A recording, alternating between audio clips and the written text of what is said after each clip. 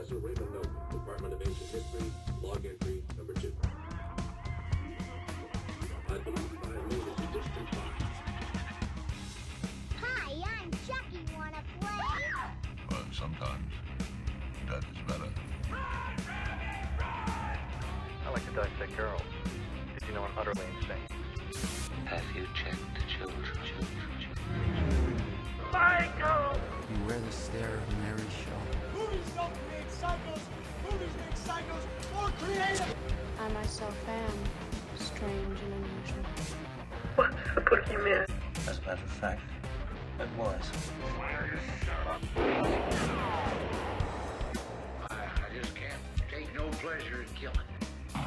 We came, we saw, we kicked its ass. You want to know what happens to an eyeball when it gets punctured? The juice is loose. Unpleasant dream. Hello, ladies and gentlemen. Welcome to another episode of the Terror Talks. I'm your host, Jeremy. And I'm Ansley. And on this episode, we have another double feature for you.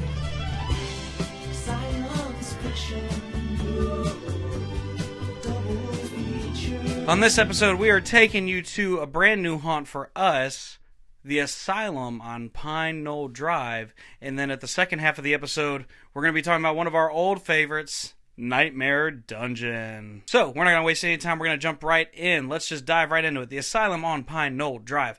This is one we tried to attend last year, but regrettably did not get to because we arrived right after they had closed the doors for the night. And we did not realize that, well, this year, their hours were a little bit later, and they were open till 11 on the night that we arrived. So we were able to actually get up there and go and experience things. And wow, this is like...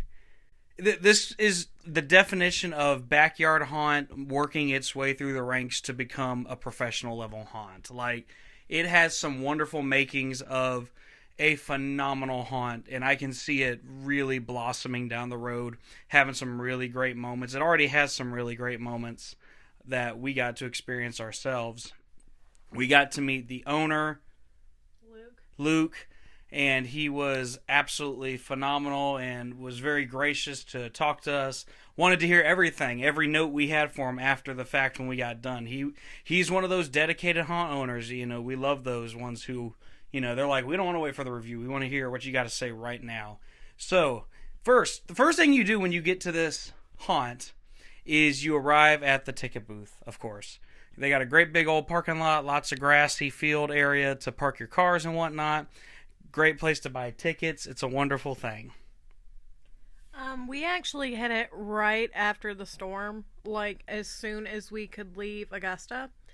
And so they were still dealing with a little storm stuff here and there. One of the things was the power going off and on at the ticket booth. Yeah, that was a little weird. We were standing there and then all of a sudden everything went dark and we're like, oh, what happened? And they're like, oh, we got it back on. It's good. It was a funny little moment. We were sitting there talking to the ladies at the ticket booth about, you know, the show and what we were hoping to accomplish and everything. And all of a sudden the lights go out. And they did not skip a beat. They just continued talking. I guess it'd been happening a couple of times all night.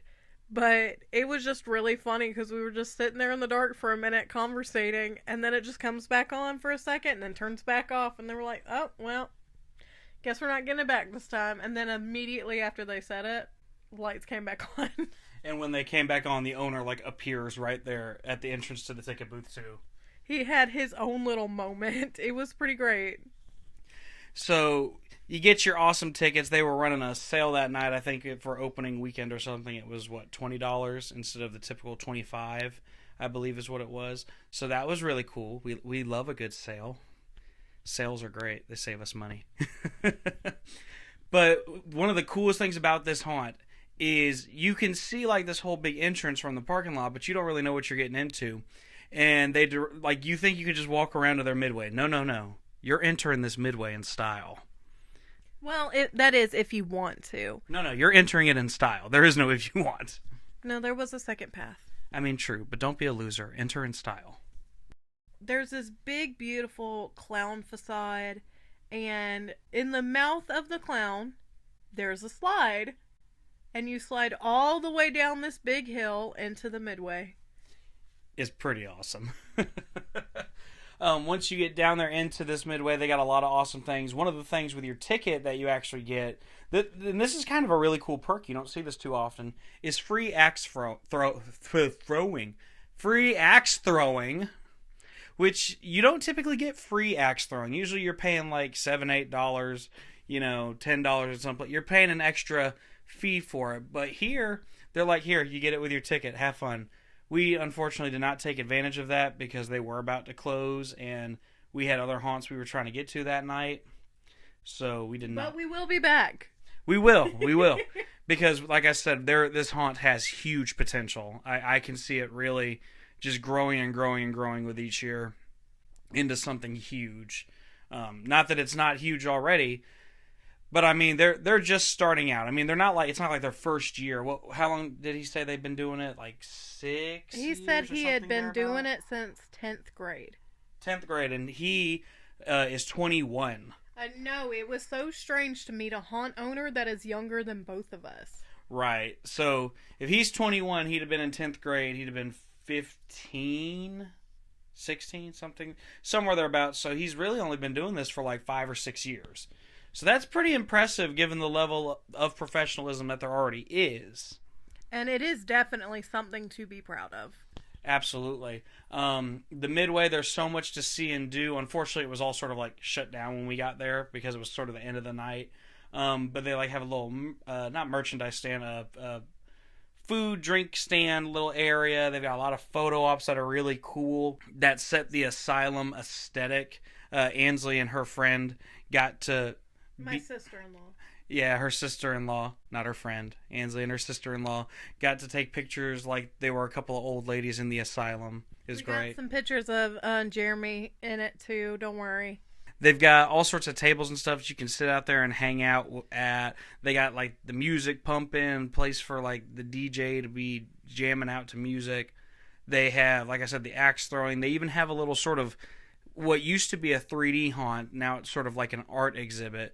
But I'm just saying, I think, Luke, you could extend your haunt back into that 3D haunt, and you don't even have to do it in 3D. We don't need the 3D glasses. Just do it as a blacklight haunt. It actually was really cool just to check out, and I could see some really cool stuff happening with that. Yeah, because me and Cheyenne walked through there, and you honestly do not miss the 3D at all. It is so bright and colorful, and everything's glowing, and I'm not going to tell you what's in it, because I don't want to ruin the surprise. You may, if Jeremy ever gets his button gear, you may get to see the pictures on our social media, but it is absolutely beautiful, and you can take pictures in there. Yes, definitely. And we highly encourage you to, and tag the haunt and tag us in it as well. So then you get into the haunted attraction. So, the haunted attraction, there's a lot of fun stuff in there to see and do. You didn't tell them about the Midway actors. Oh yeah, there were two. I'm sorry, I totally skipped over that. There are 2 Midway actors that I remember seeing. One of them is the most terrifying thing on the face of this earth, Momo. So, there's a little story behind that. I don't know why Jeremy's so scared of this, but it's a creepypasta from back when I was around, like, 14, 15. Back when the creepypasta genre of stories were super, super big. And one of them, it was this picture of a statue that somebody had made, and it was made to be unsettling. It was a woman's face and shoulders on chicken legs. And I have seen a lot of the creepypasta style masks popping up at a lot of different haunts. They are at Spirit of Halloween right now. But this specific mask... and the Jeff the Killer mask. He doesn't like it either because they are very similar. It's evil. But this mask, every time he sees it, he's like, nope, nope. Well, this Midway actor was wearing one of those masks and like a straitjacket or something and decided to follow Jeremy around. He like kind of went through the beginning part of the haunt with us. He was in the line with us. When we were sitting there talking to the owner, he popped up and scared the hell out of Jeremy. It was great. Momo can go all the way to hell. That's all I have to say about that. So there was Momo, and there was another... Pulling up the picture now. There was another actor out there, but I cannot remember who or what it was. He's kind of like a zombie of some sort. You know, Yeah. the mask had the tongue hanging out. He was like that's really right. dirty. It was pretty cool. Yeah, he was the one. He waited at the bottom of the slide for us when we slid down there, and he was just like, "Hello." And he was just laying on the ground, kicking his feet. Yep. So you got some really cool midway actors, but then you get inside the haunt. So this haunt has some very professional moments. It also has some, you can tell it's more of a backyard style haunt moments. But that is not to say that, you know, it is not a good haunt by any means. We're not going to tell you every little thing because we want to leave something to be desired and you go check it out for yourself. But we will mention a couple notable moments in there. One of those notable moments is they have a really cool clown area that I really enjoyed. Like, it was almost like a traveling circus rather than your typical sort of, oh, we're going in the big top sort of deal. And that was really... Kind of like a fun fair. Yeah, kind of like a fun fair. It was really different because the actors would hide inside of these little booths that were made, and you wouldn't see them, and you would think you would get used to it after one or two, and you would think that only one or two of them were going to pop out, but it was like every single one they were ready to... Not every single one. Almost every single one. Some of them were empty, and you'd walk through and be like, oh, well, I know somebody's going to pop out, and then they wouldn't, and then you'd be like, oh, okay, cool. Then you get to the next one, and then they pop out and scare the crap out of you. Yeah, they're definitely... It was definitely... I mean... I won't say it was a unique scare because, I mean, you're just popping up, but it worked because it was a place that it almost seems like, oh, yeah, that I'm going to predict that there's going to be a scare there, but it actually caught me off guard every time. Yeah, and their dialogue and, like, the voice pieces that they had given us, that's dialogue, but anyway, I was very impressed with the creativity of it because... I mean, obviously, they're in this fun fair kind of area, and they're clowns and everything. And I didn't get a single boo, or get out, or run, or they're coming after you, or da-da-da-da. I got, let's play a game, And, like, oh, you could end up like that guy, and they had, like, this big spinny wheel thing, I think. Or maybe it was a dummy. But, they brought you into the scene. It was not like you were just walking through or like trying to get out. It was like they brought you into this demented fun fair thing. And I really did like that. Yeah, that definitely some really cool aspects. The only sad part in that entire area, which isn't on them, was their vortex tunnel was not working when we got to it. But we will say... the scare actor that they had placed there, he did make sure we got to see the effect. Yes, he personally spun that thing with his hand himself. So that's the level of dedication you have. The only problem was he broke character when he did it. But to be fair, I think he was more or less apologizing for the fact it wasn't working and trying to explain what was going on. Yeah. Which, still not an excuse, but I do understand. Right. Just for the future, don't break character. Just hand do it for us and we will be happy you did it. Yeah. But still, props to you for spinning that thing with your hand and just going for it by yourself. That was fantastic. Because apparently it had been working all night until literally right before we got there. So that is on. I mean, those vortex tunnels are testy as all get out. So, I mean, you never know what you're going to get with them. Yeah, because all the mechanisms make it spin. You've got, like, wheels. You've got, like, cranks and chains and all kinds of stuff that can go wrong. There's a quote, and I can't remember who it's from right now, but it says, if it's man-made, it can break down. Makes sense. Yeah. So, I mean, with vortex tunnels, we do understand when they go down because there's so much that goes into making them spin that there is the biggest possibility of something going wrong and it just not working. So we do understand that. I mean, it is a very cool effect, and props to me, I have learned to walk through those without falling over now, so I can actually enjoy the effect of the tunnel. Yep, we know they're a very tedious thing. You have gotten better about walking through them now. You don't get sick every time. It's not that I get sick, it's that I get dizzy and like start falling over. Yeah, you've gotten better about that. Good job. I'm proud of you. So that is one notable moment. Another notable moment is you basically go through this completely pitch black maze, essentially. And for it to be outside, fairly close to the midway, if my my mental directions were correct, pretty close to the midway, but it's so quiet in there. Right. It was like ridiculously quiet, and I don't know if it is just a shit ton of insulation and foam and stuff to like absorb any sound, or the fact that the walls are kind of close to you so that what you're hearing is yourself, and you're trying to hear what's like right in front of you because it's pitch black in there. Yeah.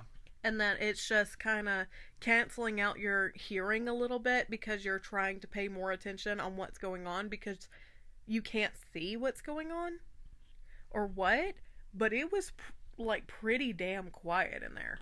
Definitely. It definitely was off-putting. Definitely made you have to work to find your way out. It was a great little element to have in there. Some really great scenes along the way. I don't want to give too many of them away, but then there's an awesome cemetery scene that I was looking at the way they did it, and oh my god, it looks like real headstones and real like crypts and things like that, and that's not an easy look to pull off, at least not effectively. And so the fact that they had it to where it looks like you were actually walking through a cemetery at night, and it was probably, I dare say, one of the better cemetery scenes that we've been through. Because a lot of times you think cemetery, just a bunch of undead people, zombies, ghosts, that sort of thing. It wasn't that. Like, I mean, it was half that. It was zombies and ghosts and stuff like that. But it really felt like one of the more professional moments. And honestly, I think Luke said he was actually thinking of scrapping that next year. And I was like, no, keep it. Like, I really loved that part. Well, at the same time, every haunt has a graveyard. So it is totally up to him if he wants to go in a more original route or to keep a classic element. So, as much as we do love it, I believe that he kind of has the right to keep his individuality about it. Well, true, but that doesn't mean I don't want it to not stay. Right, but when we come through these haunts, we are patrons.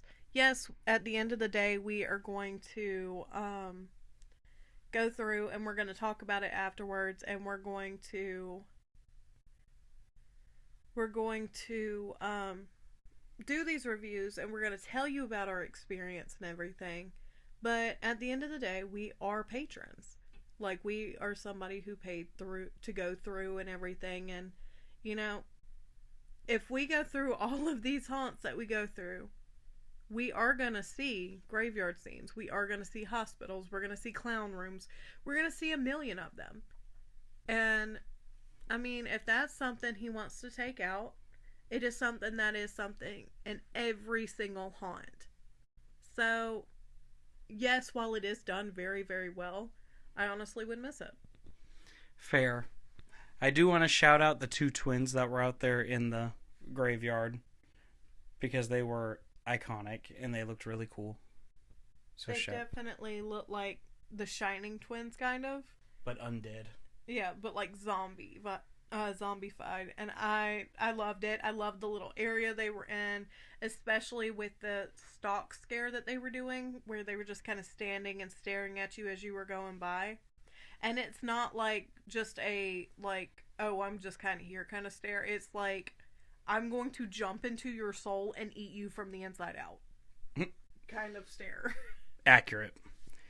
There was one note throughout the whole haunt that I did give, and that was there was one actor who beat the shit out of a piece of, like, metal as I was walking by it, and it was right in my ear, and, like, absolutely wrecked my eardrum. And so I told Luke, I said, you need to tell him not to do that anymore. So that was the only, like, negative I had. On the contrary, Jeremy hates loud noises anyway. So at our home hunt, one of my littles used to carry around like one of those empty air canisters, like the metal air canisters that like old people keep their oxygen in. And he used to slam it down on the concrete floors to scare the shit out of people. I used to bang on trash cans and like shake fences and stuff, and just we would make all kinds of loud noises, and Jeremy would always have something to say about it. And we would never take it out because it is such a good scare and it gets you right off the bat. Yeah, but there's a difference between making loud noises and creating dangerous noises. And that classifies as dangerous. You don't want to ruin your patron's hearing. Says the man that plays in 3 different bands. We don't play loud noises. Yes, you do. Anyways. But apart from that, everything... I have a note. What? So, there is a redneck area, and you meet this little old lady, and she's talking about her granddaughter and everything. Well, you come into the next room, and the granddaughter's there, and she yelled, "Help me." Yeah. And I get it, you're in a victim role. That's immediately your first thought is to scream "help me" at people. But give me, at least, if you're gonna say it, at least give me a reason why I should help you. Like, oh my god, they're gonna cut me up and eat me, or blah blah blah blah. Just give me, like, make a whole story of it. Like, give me little pieces of your story. Like, get creative with it. That's all I'm asking. Yeah, I agree with that. That's a very fair point. There's one other note that I do have, and this is a nitpicky sort of thing. The place is called the Asylum on Pine Knoll Drive. Nowhere within the actual haunt itself do you go through an asylum, or what even remotely looks like an asylum. The only thing that tells me it's an asylum is out there in the midway. So I would love to see if there was, like, I don't know, maybe the first building you go through, make that the asylum scene and actually make it look like an asylum, and then, you know, you get dumped into the rest of it somehow. If you're going to call it the asylum, there needs to be an asylum there. I'm about to blow your mind. So, the very first facade that you go through to get into the actual haunt is an asylum. Right? And no, it's just a gate. No, it's not. If you look back at it, it looks like a big white building. Right? Right. So, have you ever stopped to think about the fact that maybe you're the asylum patient and that all this stuff you're experiencing is your hallucinations? No, but if we're going to go with that route and the what ifs, we need to establish that. Well, I mean, it makes sense to me. Well, it doesn't make sense to me. Well, you have no imagination. I have imagination. I would like to see the set of the asylum established more clearly. That's all I'm saying. I guarantee you, when this comes out, people who have been there are going to be like, yeah, that's exactly what it's supposed to be. Okay, well, it might be what it's supposed to be, but it's not giving it to me. Even he defined that. He said, you see that gate right there with 2 pillars? Like, that doesn't scream asylum to me. That screams... Have you ever seen an asylum? Yes. Are you sure? I am. I'm positive. It doesn't look like an asylum. End of story. It does look like an asylum. It does not. Unless they're the route they're going with is asylum as in a safe place, in which case, like, you know, oh, I'm seeking asylum somewhere. I don't know. I'm trying to give them the benefit of the doubt. Anyways, that's my only note. You're trying to tear down the reason why I'm trying to give them the benefit. Okay, in any case, I want to see an asylum. I think that would be a lovely thing. And like I said earlier, I would love to see the end of the haunt somehow get extended into that 3D or glow in the dark part of the haunt. I think that would be phenomenal. It would be a great ending. Somehow have like a neon chainsaw guy. That'd be cool. Okay, don't listen to her. She's she's mean. Well, obviously you think my opinion is worth it because you told me to be on the show, so. Yeah, I guess. Anyway, the neon chainsaw thing seems a little bit gimmicky. I like the idea, but that's just me. Anyways. Well, you're also basic. Whatever. So, let's rate the Asylum on Pine Knoll Drive. I'm going to give them a solid 4.5 out of 5. I'm going to give them a 4. Just because I have my nitpickiness at the beginning. Yeah. And the broke character guy. Well, you know what? I take it back. I'm going to give them a 5. Okay, she's going to be nice and give y'all a 5. I'm still giving you a 4. Well, because my thing is, I only saw one thing that could have been controlled in, like, a regular haunt circumstance. And that was that one help me that we had gotten. Yeah. Everything else could basically be blamed on the storm. You know, the tunnel not working, the floors being a little iffy, but safe. They are safe. Yeah, I didn't even mention the floors, but the floors are a little iffy. But they're safe. They are safe. They are safe. But in any case, that is just me. I'm giving it a 4, but I think this haunt has massive potential, and it's wonderful for what it is, being run by a 21-year-old who's been doing this since the 10th grade. I mean, that's impressive as hell. I am certainly looking forward to seeing this haunt grow in future years. Yes, because this is going to be it.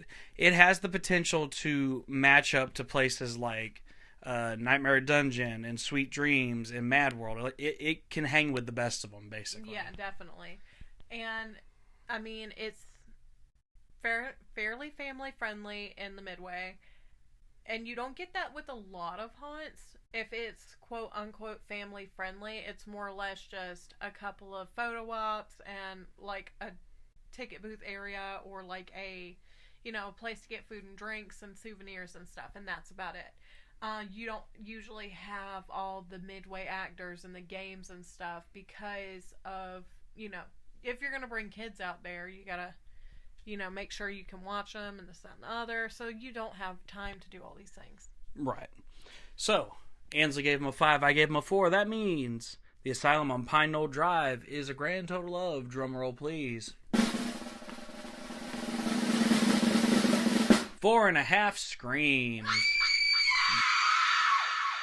The Asylum on Pine Knoll Drive is a 4.5 screams rated haunted attraction by the Terror Talk Scream Scale. So be sure and go check them out this haunt season. We do highly encourage you to check them out. They are located up in Easley, South Carolina, or really just outside of Easley, rather. Just look up the Asylum on Pine Knoll Drive. You can pretty much find it on your GPS. It'll take you right there. Go check them out for the rest of their haunt season. You will be so glad that you did. So now we're going to take a little break to hear from our sponsors. And when we come back, we're going to talk about the old-time favorite, Nightmare Dungeon. Don't go anywhere. Are you a haunt owner looking to spice up your haunted attraction this year? Or maybe just a neighbor who loves to turn their home into a scene for a horror movie? No matter the case, our friends at Haunted FX Props can help turn your Halloween vision into a living nightmare. These horrifying geniuses specialize in building haunted house props, lighting for your haunted attraction, and designing haunted houses and escape rooms that are sure to keep your fans coming back for more. How much is it? Well, your prices will vary based on the services provided for your haunt. So get in touch with them today to set up what you need. You can visit them today at their Facebook, Instagram, and TikTok by simply searching Haunted FX Props. To not only get in contact with them, but also to see some of the work that they do, or you can visit them at their website, www.hauntedfxprops.com.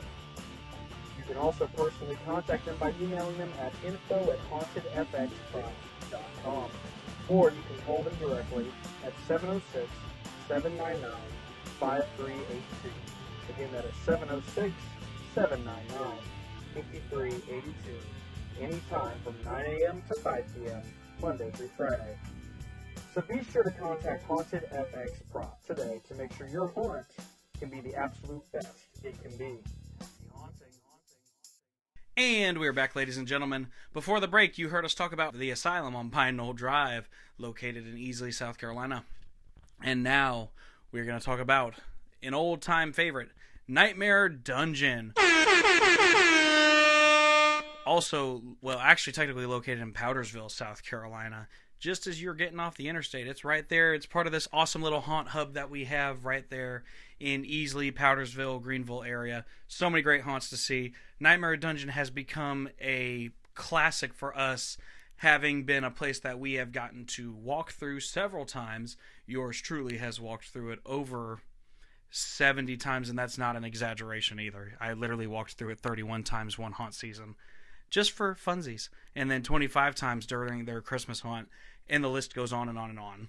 Ansley has been through it, not nearly as many, but I've got to act out there. I'd say she's up there. She's about probably 10 to 15 times through that haunt.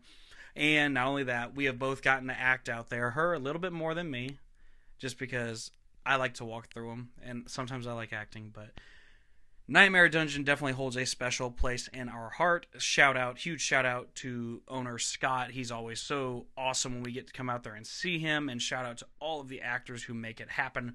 They really are some of the best people you're ever going to meet.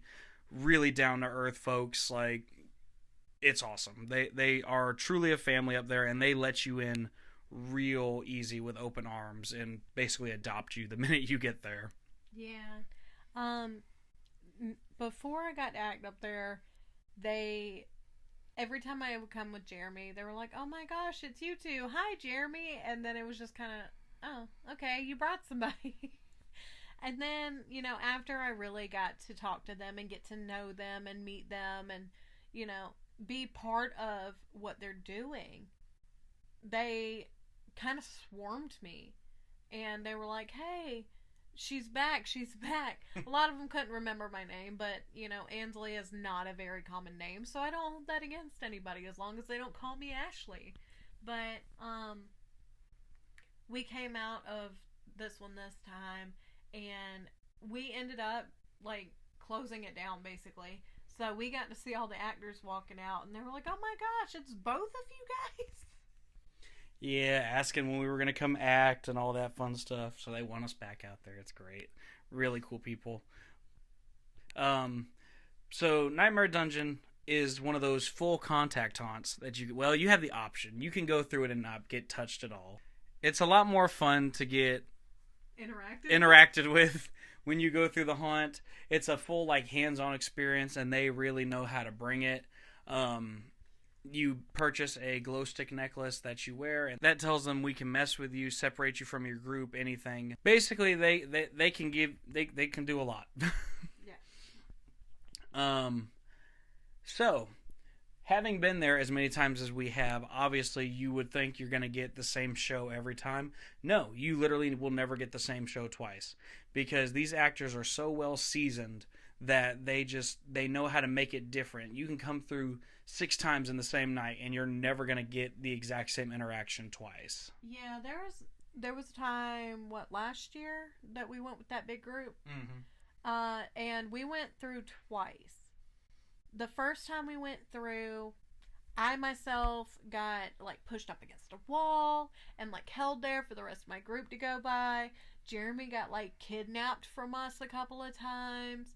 I don't think they really messed with our friends that were with us too terribly much, but I also don't think they had glow sticks on until probably the second time. Yeah. But the second time we went through, the men in our group, because it was me and Ray, her husband, and Jeremy. Well, her husband and Jeremy got taped up, duct taped up basically, and sent through the haunt. Of course, I was getting snatched around. Jeremy kept getting kidnapped.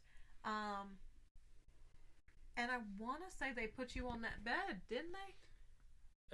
Maybe. I can't remember. I can't remember which time that would have been, but it happened. It did.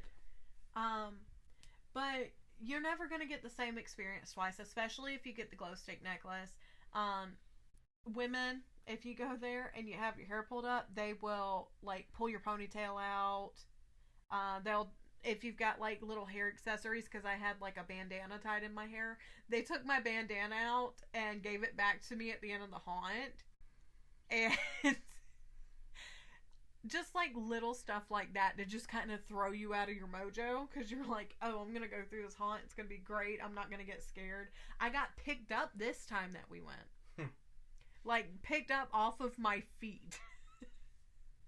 And that actually did scare me a little bit, because I'm short. I don't like being off the ground. But no, it was a totally different experience this time than last time. And as always, it's always completely like amazing. It's a lot of fun. It's definitely something you should go do. Most definitely. One of our big gripes in the past has been the length of it, and we've heard a lot of people talk about the length of it, but it actually has gotten longer with each trip we've taken. So now it's even longer because the owner has gone in and he's done some really interesting tricks to make it longer, which you wouldn't think, like the little things he's done, you wouldn't think it would add much, but I mean it adds, you know, a decent amount of time onto things. There's a wonderful thing, I won't tell you much about it, you have to go and check it out for yourself, but it's called the Hellevator, and it's one of the first things you get to experience when you get there. And all I can say is pay very close attention when you get on and when you get off. Yes. This was another haunt we took my sister-in-law to. She was hanging out with us that night, and I got to kind of experience it through her for the first time again. And watching her face like light up in curiosity when she walked back through the door was everything and more, honestly. She was completely stunned at how quick everything happened. Yeah. And I still remember my first time seeing it, and I was just like, how? What? And so, like I said, without giving too much away, pay very close attention, because you will be absolutely astounded by that. They've changed some things throughout the haunt, which they actually have posted on their social media. So, but I'll just, the most I will say is there are rooms that are not there anymore that are now something else. And let me tell you, the level of detailing on these new rooms is amazing. Like, before, you know, you had this really cool bedroom set with like a fireplace and such, and it was a typical sort of bedroom scene. It wasn't. It looked like it could have just been a part of the house that's there, because you're in an old style farmhouse. And now they have changed into something totally out of left field and really like detailed this. You don't even know it's the same room anymore. That's how impressive this is. Yeah, definitely. And I will say, wear closed-toed shoes if you can help it, because you're going to be going up, you're going to be going down, you're going to be like, you may have to crawl through things, you may have to crawl under things. You'll never have to climb over things, but you will be going up and down in all different directions. So, closed-toed shoes. Yes, definitely. Don't wear flip-flops like Jeremy does. Yeah. I'm not the brightest. No. But yeah, so in terms of sets in this place, absolutely phenomenal. There's some stuff that you will always remember. Once you've had your first trip there, there are little moments that will always be a part of Nightmare Dungeon. I won't say much more, but if you know some of the great surprises along the way there. But there, like I said, there's a lot of new stuff. They really are on the up and up when it comes to the technology aspect of it, without being too technological. Like, they don't rely on animatronics and things like that to get their scares. Like, there ain't no Netherworld animatronics in there. But they do some really cool things. It's definitely, like, when you look at it, Hollywood production level. Like, you really do feel like you're going through your own horror movie. The actors really help with that, and they will separate you. They will put you up against walls. They will make you uncomfortable as all get out. That is, like, they're the best at what they do, and we couldn't ask for anything more. And they're so creative. There was one time we went through, and Jeremy had just casually mentioned something about being afraid of spiders. Oh, yeah. And one of the actors picked a handful of grass up and followed us through the haunt, and at the very end shoved it down the back of Jeremy's shirt. And then a different actor, I don't know, like, we got to, like, talk about this a little bit afterwards, because again, we usually end up there at the end of the night anyway. But his mother was working there, and she had said that he had ran to the makeup trailer, went in his book bag, and got this handful of plastic spiders. And he asked her if he could throw them on Jeremy.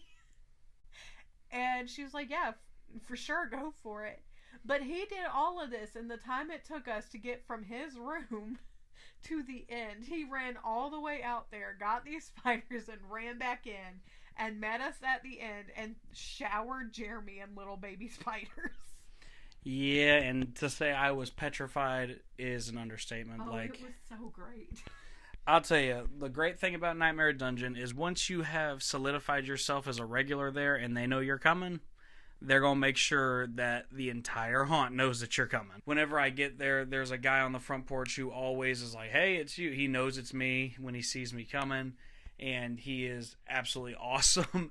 And the next thing you know, he's letting everybody inside the haunt know, hey, Jeremy's here, and you just hear it over the radio. Jeremy's here, and it's like, shit, we're about to have some fun. But they really make it unique, and they do that for everybody. Like, if they know you're scared, they're gonna play that up, and they're gonna really target you and make sure you have an experience.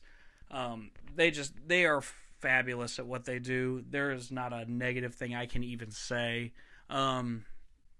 The only thing I wish, and this has been explained to us, so I won't harp on it, and I certainly will not deduct any points for it. They have a whole giant building at the end now that I don't think has been completely used up yet. Maybe it has. I might be wrong on that. But I'd like to see even more. Like, I'd like to see more extension of the haunt there. Kidding. I mean, I just want it to be as long as it possibly can be, because, I mean, right now you're getting close to maybe 15, 20-minute walkthrough, which is really good, actually. And while we're on the subject, Jeremy mentioned earlier that we both got to act with them. That was, what, in June? Yes. And it is completely different than when we were working there in June. Right. So that's July and August. September. And they start in September, so it's really just July and August. Yeah. So 2 months. Yep. 2 months they did all of this renovation. Right. And that is something to be proud of. Mm-hmm. Yeah, it definitely was a shock. I will say one of the things that they do does kind of... 3 months. We forgot July. June, July, August. Yeah, but it was in mid-June, so... I guess it would still kind of be 3 months then. Yeah, like 3 because they start about... months. Yeah, I don't know. 2.5. 2.5, that's what I'm saying. The only sad part is one of the ways they extended it was they did something with the front porch of the house itself and sort of enclosed that to create a longer hallway. So it does kind of take away from that aesthetic of the front porch and the look of the front house. But honestly, that's a small price to pay for getting a little bit of extra length added to the haunt. Yeah, and you never know. They could add, like, a facade to the front of the house to make it look like they still have a front porch. But, I mean, who's to say? Yeah. Not us. I just know that's one thing. I do miss it. I do miss it.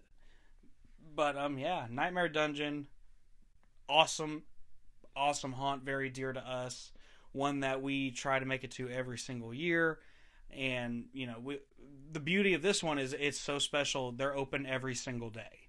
Like, I could get in the car right now, drive up there, and I could go through the haunt right now on a Wednesday or a Tuesday or a Monday. It's 7 days a week. They're always open. So, they're definitely one you want to check out this haunt season. So now let's rate them. I'm going to give them a 4.5. Ooh, interesting. I'm going to be the nice one. I'm giving them a 5. Well, the reason I'm going to say that is because, you know, the front porch thing, which at the same time, we don't know what's going to happen with it in future years. Maybe they ran out of time and maybe they're not even going to put a front porch on it. But it does take away from the overall, like, look of the haunt. And with them not really having a midway, it's more of a thing that is very photogenic. And the rest of it's basically a parking lot. I have said this before and I'll say it again. I love midways. And they are a great opportunity to keep your crowd, you know, with you. You can make extra money. It's something to look forward to, like your little, kind of like a cool down area. Like, you do have, like, your midway actors out there, and they do great jobs. But, I don't know, I kind of still miss the midway with it. And I do love this haunt. Like I said, they are like family. I absolutely love it. But I would love to see, like, some sort of a midway. And I don't think that taking away from the front of the house was the best option, but they could be doing something with it, and I just don't know. So, I'm going to take that little half a point off just because of that. Because the fact that there is no midway, I can't like, get past it, honestly. Alright, so she gave it a 4.5. I'm still giving it a 5 because it's just that amazing. It's one of those, it's one of our favorite haunts. We've been going to it since we started the Terror Talks. Found it by total accident. So it's just amazing. It's a great haunt to get to visit. Each haunt season has definitely become a tradition for us. So, 4.5 and a 5. That gives us a grand total of, drumroll please, 5 screams. Nightmare Dungeon holds its ranking as a 5-scream haunted attraction as rated by the Terror Talk Scream Scale. So be sure to go and check out Nightmare Dungeon this haunt season. They are open every night between the time we're recording this and well into November as well. So you'll get a little bit of extra time once November rolls around to still check it out in case you don't get to check it out during haunt season. But we all know haunt season goes on much longer than the actual haunt season, if that makes sense, because haunt season is literally into November as well.